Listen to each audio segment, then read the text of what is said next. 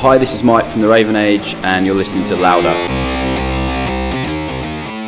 Okay, so I'm backstage with Mike of Raven Age. Hey, how you doing? I'm very good. How are you? Very well, very well. Is it the first day of the European side of this tour? Yes, yeah. You're just getting to know everyone? Well, we were lucky enough to have some experience with the guys from Anthrax before, because when we went out on the Book of Souls World Tour, they played a fair few shows of us and also at the festivals and stuff. So it's always great, you know, once you've met a band already, you see them again, it's like, hey, how you doing? So, you know, we're familiar with them, and in fact, it was only a couple of minutes of us being here and like Joey and Frank would come in the dressing room and say, hi, how you doing? So it's nice, it's a good vibe, and it's like everyone's really excited, and obviously it's day one for us of this tour. So right now everybody's, you know, they're not sick of each other, they're not like at each other. So everyone's perfect right now, Cloud 9, really good. Is that the case at the end of every tour? Sometimes. It depends, you know, it's people in confined spaces. Even your best friend can wind you up eventually, but we did well. We did 6 months on the road together, and we're still here, so we'll be all right. This should be a lot easier. Still the original lineup? No changes? Yeah. That doesn't happen very often, so good luck with that. No, well, cheers. Don't kill anyone. Yeah. But let's talk about you guys.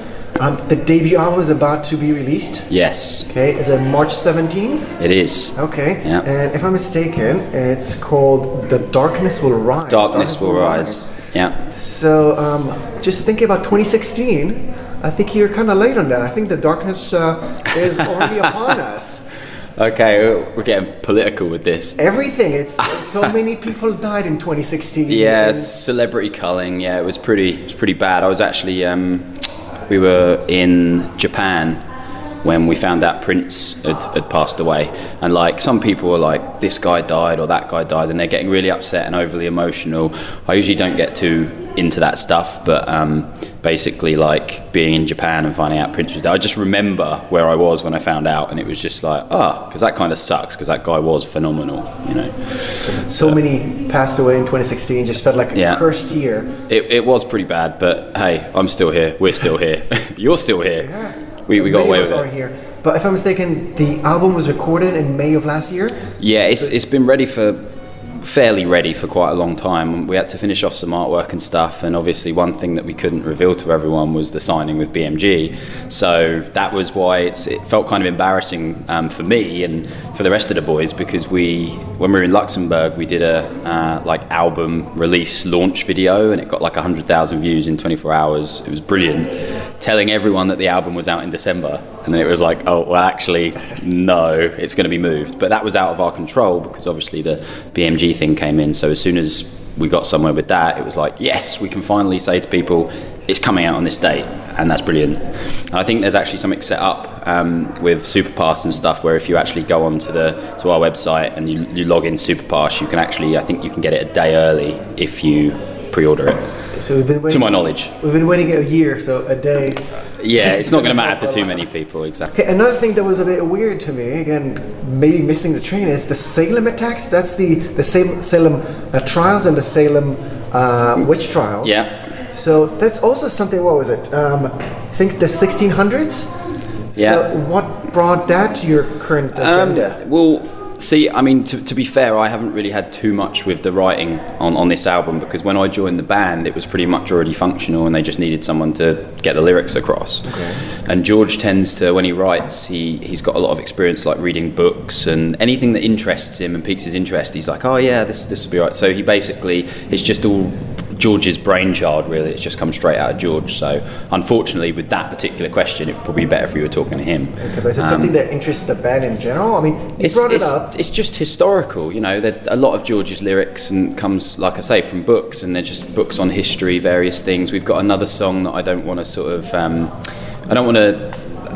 spoil it for the listener, but if you have a listen to Dying Embers, Dying Embers of Life, which is on the album, that's also got a story behind it. It's not quite as far back as Salem's, but it's, you know, we like to have stories in the lyrics. It's not just about writing heavy songs that say I hate you or soft love songs. You know, it's nice to have a bit of content, have something unusual and different, and have a story involved, which is why the video is the way it is as well. Just note that the story of the Salem trials is not really big in the UK. and you guys went all out with a song and a very cinematic video. Yeah, well that was obviously just to, maintain some interest and be a bit different. And obviously you have these brainstorm sessions where you just think, right, we've got this song, this is what it's about, what are we going to do for the video? And it wouldn't have made a lot of sense to just do, someone in a swimming pool or something. It wouldn't have made any sense at all. So it's like, well, this is what the song's about. Let's try and get the feel. Let's get some outfits. Let's get some actors in, and let's just try and do it properly and make it look good. And obviously the whole point is there's a witch involved, and we're quite happy with the way the video turned out. It's pretty good. And you've mentioned that George's been writing the lyrics. Is it going to change now that you're a bit more active in the band? Well, obviously, like I say, I joined the band when this was already, a lot of the stuff was already written. And obviously I need to mention Dan at this point, because I think George writes the majority of the lyrics, but Dan has a hell of a lot to do with writing the guitar riffs and stuff. And they both work exceptionally well together. That's why we're where we are now. But hopefully as time goes by, I'll be able to get a little bit more involved. I haven't actually done much writing myself, so it's kind of, you write something down and you think, it's not really good enough, and then you've got to have the courage to show it to someone, and then they go, oh, that's actually really cool. But there's no issue with me actually writing. If I came to George with an idea and said, this is what I think, it's no problem.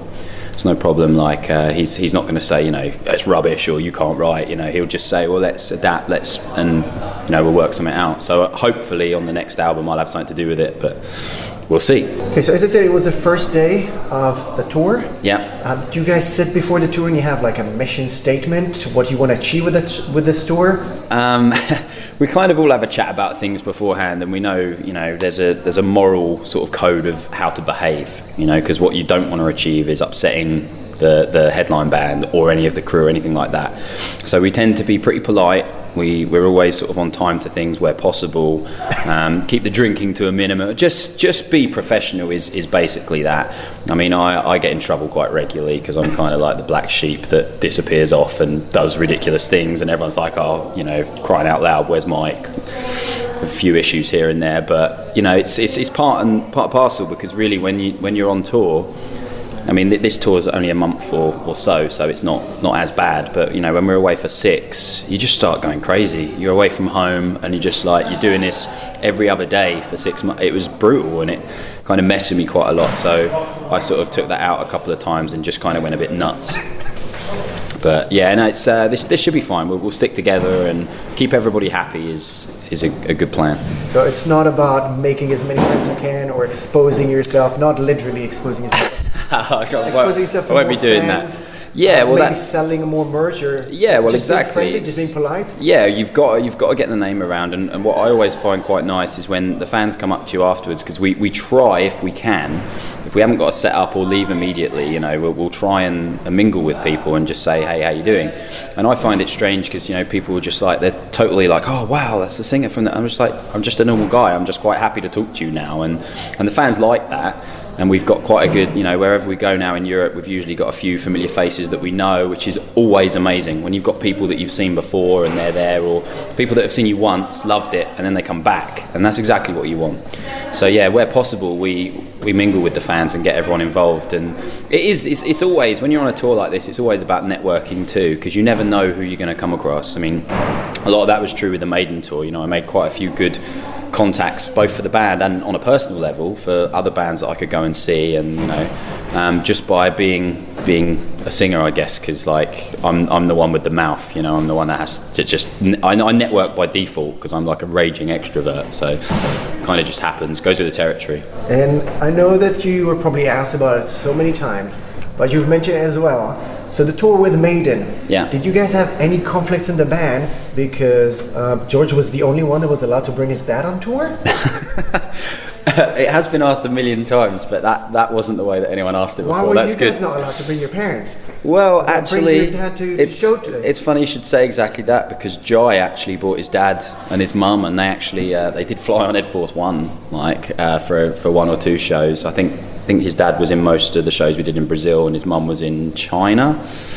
But obviously Steve is a force to be reckoned with. He's a driving force amongst himself, and there's always going to be that. Your guitarist is the son of the founder of Maiden, but Steve's always pushed it on sort of a different kind of level. He believes in us that much, sort of outside of any.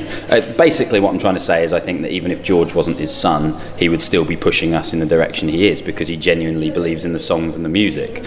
So, you know, he's just absolutely fantastic. He texts me today to say like good luck and stuff, and it doesn't matter who you are, where you are.